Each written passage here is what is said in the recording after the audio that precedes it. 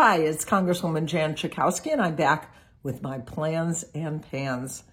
So I have just completed my first week in Washington since the election. And so first, let me just tell you what a thrill it is, what an honor it is for me to have been elected once again to serve you in the 9th Congressional District of Illinois. It's really the honor of a lifetime to be able to serve in that position, and I will be here for you every minute of the day. I know I don't have to remind you that the president-elect right now is Donald Trump, and the vice president-elect is J.D. Vance. I also want to remind you that until January 20th, we will have Joe Biden as the president of the United States of America.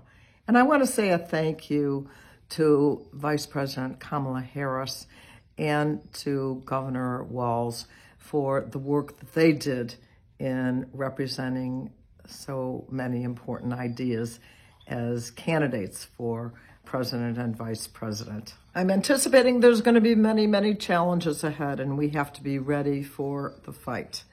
We have to make sure that we're fighting for equality for all people, that we are making sure that we have an agenda that includes working people and what they need, what we need, and not just the millionaires and billionaires. We need to make sure that we are fighting to protect our environment. I am concerned that there will be efforts to undermine some of the most important issues that we have when it comes to the environment. We need to take care of our families and our children and reproductive rights.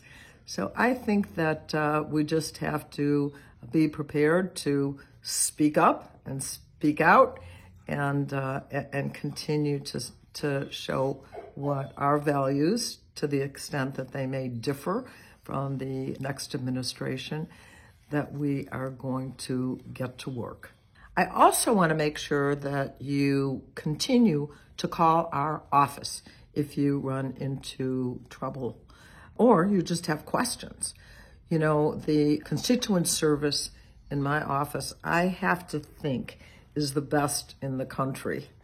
And we have our staff ready to help on things like Social Security or Medicare, also immigration, which is certainly going to be an issue, and we're pretty good at dealing with issues like that.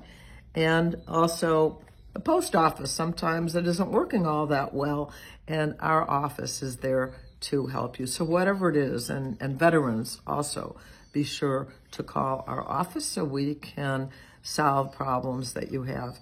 Your comments would also be welcome at any time. Your suggestions on what we ought to be doing or thinking about, please call our office. I want to maintain a very close communication with you. It was exciting to welcome new members to the Congress, and I was especially pleased that we now have a record number of women, at least in our Democratic caucus.